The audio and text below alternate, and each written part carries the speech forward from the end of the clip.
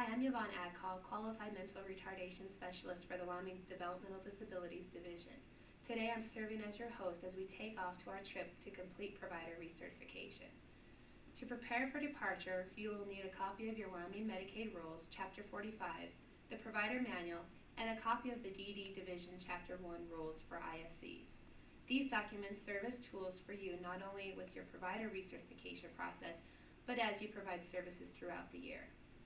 First, we understand that the provider recertification process can get confusing, especially with the new rules that have been promulgated.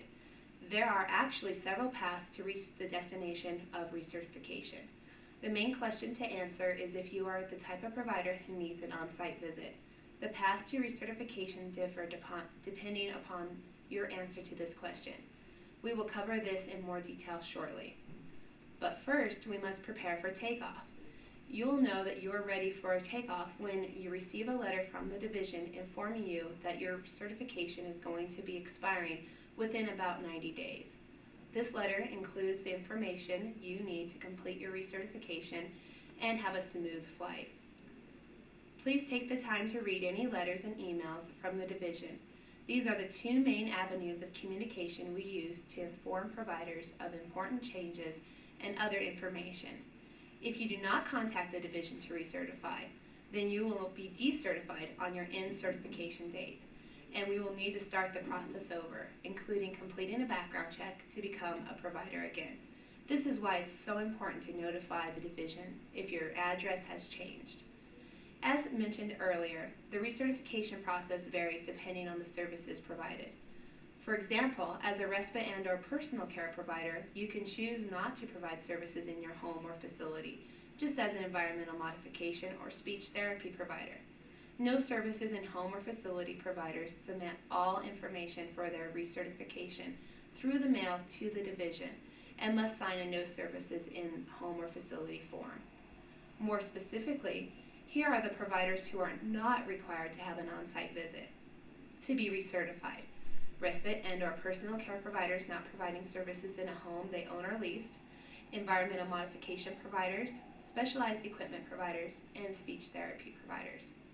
For no services providers, the information that shall be submitted for most providers under this category includes but not limited to a copy of a written emergency plan with documentation of completed emergency drills, copies of CPR and first aid certifications, documentation of participant-specific training, driver's license and proof of auto insurance, policies and procedures including a policy on incident reporting that includes the division's notification of incident reporting process and restraint policies.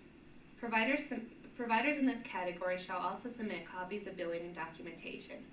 Please use the recertification matrix found in the recertification packet to be sure that you submit everything to the division. If everything is not submitted, including in your recertification packet, or if there's an area of noncompliance identified, the local QMRP will contact the provider and provide the providers with all recommendations in writing. The recommendations will include specific timeframes for completing follow-up. Providers serving people in a home or facility they own or lease are required to have an on-site visit. Please note as well that providers such as ISCs, residential and day habilitation, as well as supported employment and pre-vocational providers need to follow the process for providers who provide services in their home, as these providers do require an on-site visit, even if they have selected not to provide services in a home or facility they own or lease.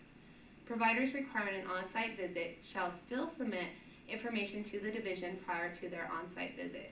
Information to be submitted prior to the on-site includes, but is not limited to, copies of current CPR and first aid certifications, copies of driver's license and proof of auto insurance, policies and procedures, and a written emergency plan. Information that needs to be made available at the time of the on-site would include billing and documentation, documentation of testing emergency drills and smoke and carbon monoxide detectors, documentation of participant-specific training. The division will also complete a walkthrough of the provider's home or facility to ensure that there are smoke alarms on every level. If there are any natural gas appliances, that there's a carbon monoxide detector. The division will also check where weapons are kept, as well as medications and chemicals, including cleaning supplies.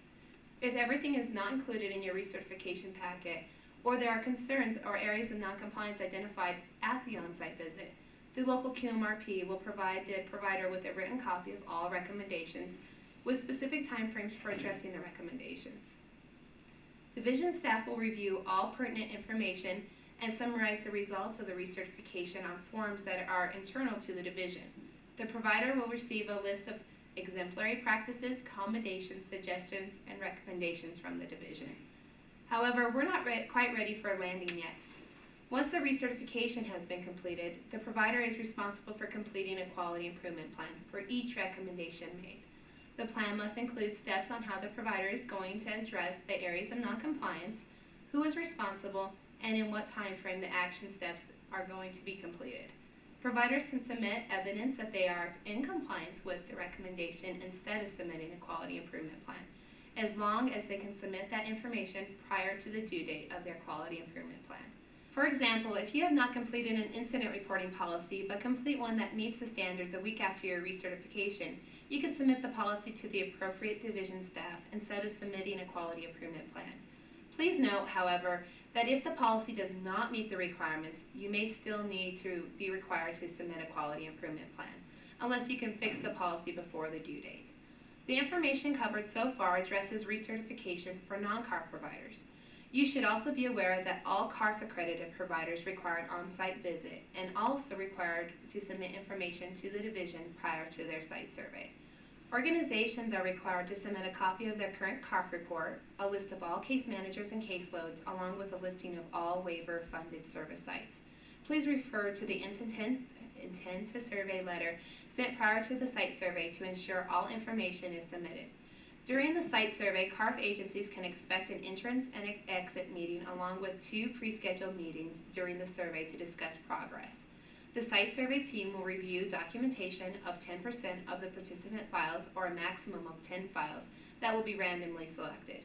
The team will also review external and internal inspections as well as emergency drills, policies and procedures, and will conduct interviews with staff, participants, and guardians, as well as observe as many services as possible.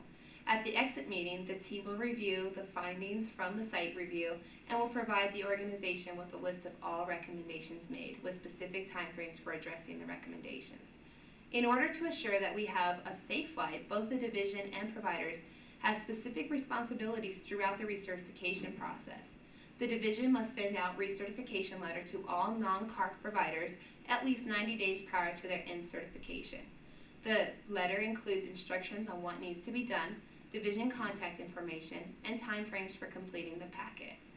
Annually, the division sends out a tentative schedule for all CARF-accredited organizations, listings the dates for their certification. These letters are usually sent out around December.